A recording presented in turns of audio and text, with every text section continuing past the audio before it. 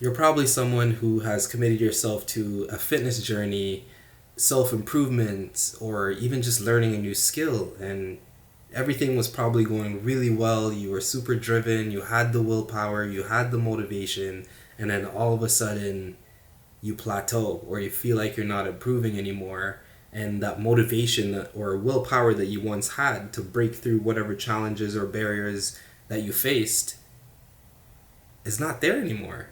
This is actually normal. The question is, how do we remain disciplined, especially during these times when we're challenged in whatever way? So let's revisit what the definition of discipline actually is.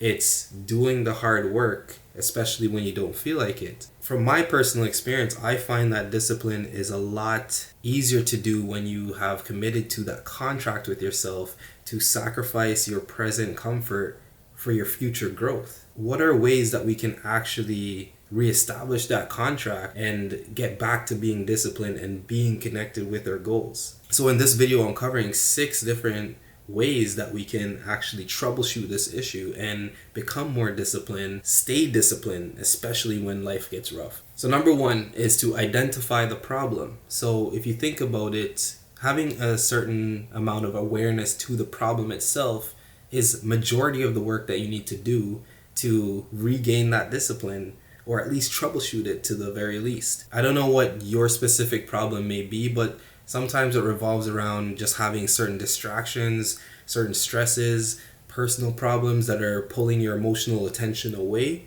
And those are things to really reflect on and figure out what is it that is specifically impacting your life in that way. What I like to do is a method called problem tracing. There was one day that I had that was one of the worst days I had in a while after many positive days, and it just all of a sudden just hit where that was one negative day. I found myself getting upset at things that I don't usually get upset at, like let's say missing a bus or the fact that it's a rainy day and other things that were piling up on that day. When I looked at it and I thought about it, it wasn't actually those surface issues that were actually bothering me. It was something that was way deeper, that was stemming from somewhere else. With problem tracing, it's about getting through those surface issues and finding the root to the problem of what's causing the emotional distress.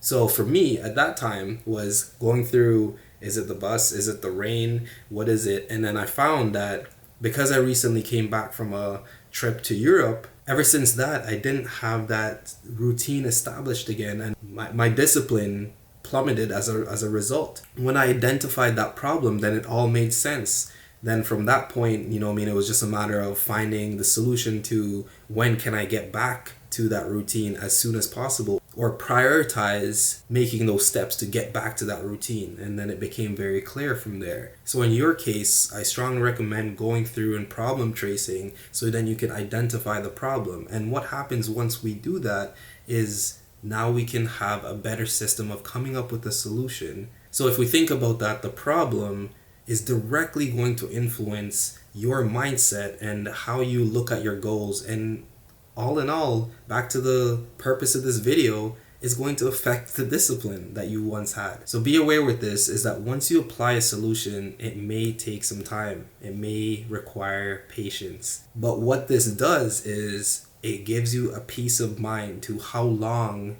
you can expect to be in this state, or what milestone do you need to get to before this state resolves itself. But one thing I want you to be aware of though, when you are trying to troubleshoot the problem that you're facing and the solutions that you're going to apply to solve that problem, is excuses. Sometimes they can come up in a real sneaky way when you're doing this. Your subconscious brain has a way to use these times in a vulnerability to try to interject an excuse to why you should not do something, or why you should choose comfort over the discipline or over the task that you're trying to do. So be honest with yourself in this stage. Number 2 is to review your purpose and your goals. Like I said in the beginning, discipline is doing the hard work when you don't feel like it. It's really hard to do this without a purpose or goal. I challenge you to do it. You'll burn out really quick. You'll find that when you're disciplined is rooted to the purpose and goals that you're trying to achieve, then it becomes a lot easier to carry out those things. So it's a way to keep that connection of what you're doing in your present state to what you're aiming for in a future state. If you haven't already, I strongly recommend writing your goal down, whether it be on your phone, whether it be on a notepad. Write it down, get it out of your head onto something that is tangible. So then in cases like this where you are challenged with a tough time, then you can review those goals, go back to your phone, go back to your notepad, and simply just read it and remind yourself to why you're on this journey or why you are being disciplined in the first place. If you have your goal written down already, then you need to review this goal. A lot of times goals can change. Goals are temporary, right? You wrote them at a state where you're strongly motivated towards something. So you have to ask yourself, once you're reviewing these goals, is this relevant to me anymore? Sometimes a pivot is needed.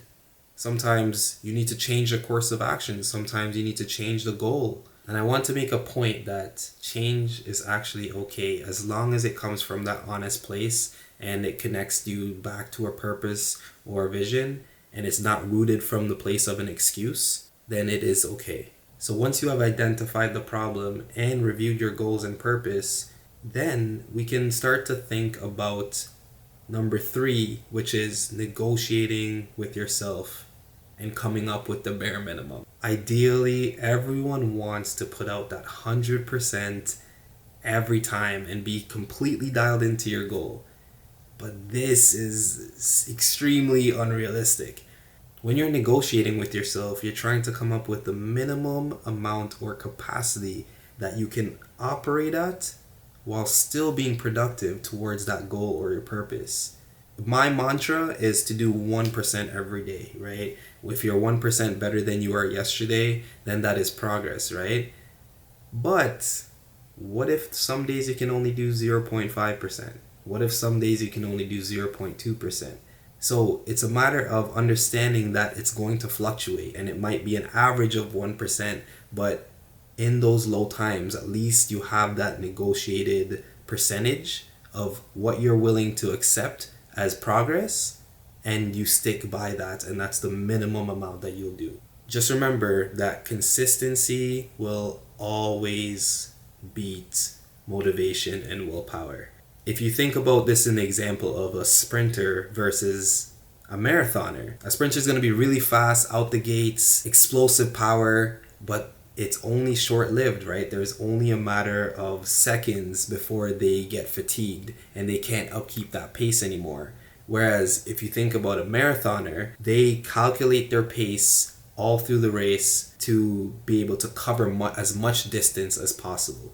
It would best serve you if you choose the marathoner's mindset. In terms of your goals and your purpose, you want to cover the max amount of distance possible and make sure you have longevity when carrying out those goals.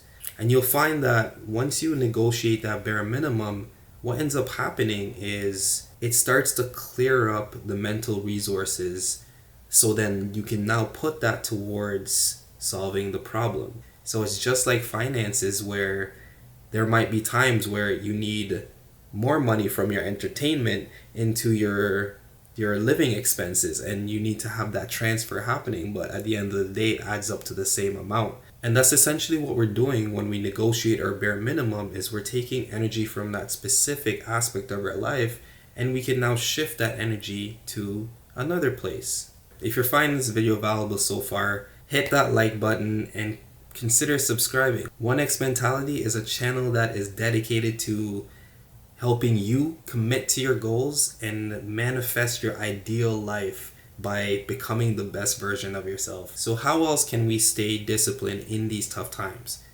Number 4 is to turn on autopilot. So if you have been consistent for a while, you will have the capacity to turn on this switch. Automating is actually something natural that our brain does. When you think of walking, that's something that we do automated.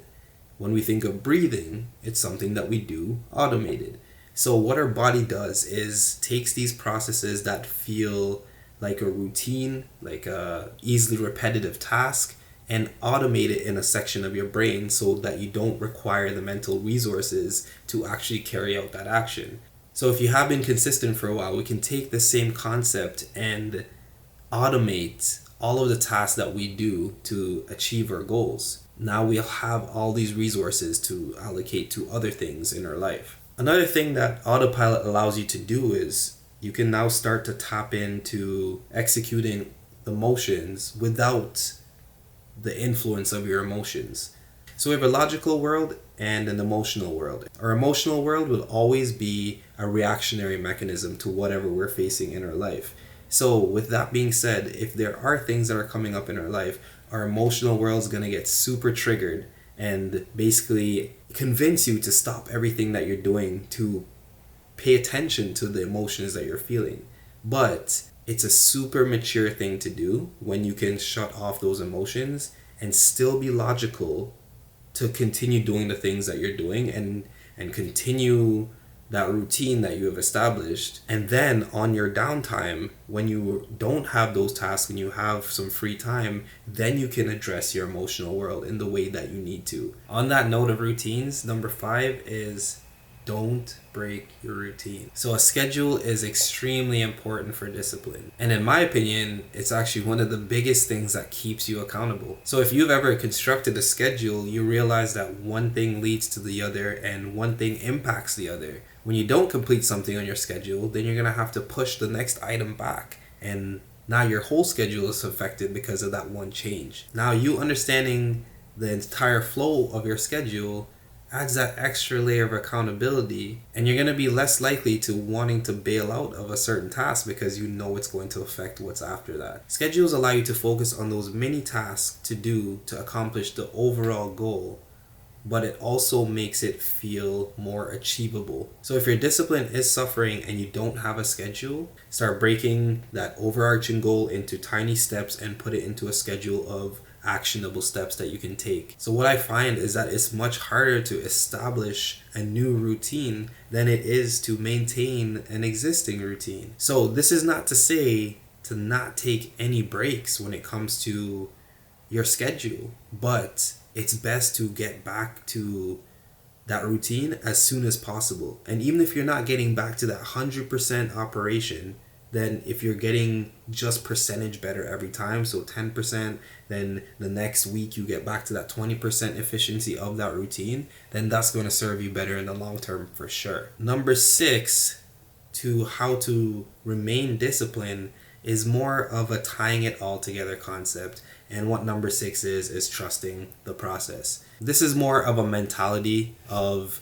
understanding that things come up in life and we can't control for every factor, and in a perfect world goals will be accomplished all the time and there would be no challenges. So setbacks and delays are a natural part of achieving any goal. So if you look at any person who's achieved anything in their life, they're going to talk about those setbacks. Reacting to the unforeseen circumstances is what gives you that extra edge over someone. When you can expect contingencies and things of that nature, then you're more likely to stick to your goal long term rather than someone who relies strictly on motivation and willpower, and then the moment something comes up that's unforeseen, then they drop that goal altogether and then try to revisit it later. I go through these tough times occasionally, and currently I am going through one, and my sticking points in all this is that consistency is key, and basically not letting those emotions take over and start to dictate your life. Because especially in these tough times, we're going to start craving and seeking that comfort, but we just have to be grounded in that fact of we're sacrificing this comfort right now in this moment for a future state of whatever we want our life to be. And eventually one day we'll look back at our past self and really thank them for everything that they committed to and what road they paved up to that point. With that, I encourage you guys to stay on that improvement journey, and just remember, it's upgrade time.